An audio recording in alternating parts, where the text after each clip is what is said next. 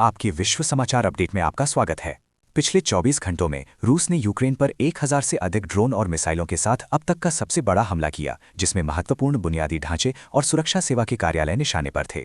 Ukraine ने Baltic तट पर रूसी बंदरगाह के बुनियादी ढांचे को नुकसान पहुंचाते हुए जोरदार पलटवार किया। यूक्रेन का दावा है कि उसने 24 मार्च को हुए दुर्लभ दिन के बड़े हमले में 97% रूसी ड्रोनों को मार गिराया, जिसमें 556 में से 541 यूएवी को निष्क्रिय किया गया। ज़ापोरिजिया में स्थिति में बदलाव आया है, जहां रूसी सेना यूक्रेनी जवाबी हमले के एक नए प्रयास को विफल करने की तैयारी कर रही है। बढ़ते तापमान ने सैन्य अभियानों को तेज कर दिया है। यूक्रेन पोक्रोव्स्क के दक्षिण पूर्व में रूसी हमलों को रोकने और ग्रे जोन का विस्तार करने की कोशिश कर रहा है। कीव का लक्ष्य गतिशीलता क्षेत्र का विस्तार करना और अपनी सेना को मजबूत करना है, संभवतः एक दक्षिणी हमले के लिए आधार तैयार करना। ज़ापोरिजिया के पूर्वी और पश्चिमी किनारों पर भयंकर लड़ाई जारी है। यूक्रेन की सेना रूस को निप्रोपेट्रोव्स्क क्षेत्र की सीमा की ओर धकेलने की कोशिश कर रही है, जबकि रूस हुलियापोल जैसे प्रमुख क्षेत्रों में पहल बनाए हुए है। पश्चिमी ज़ापोरिजिया में रूस के लिए स्थिति और बिगड़ गई है, जहां यूक्रेन ने प्रिमोर्स्कॉय और स्टेपनोगोर्स्क में अपना नियंत्रण बढ़ा दिया है।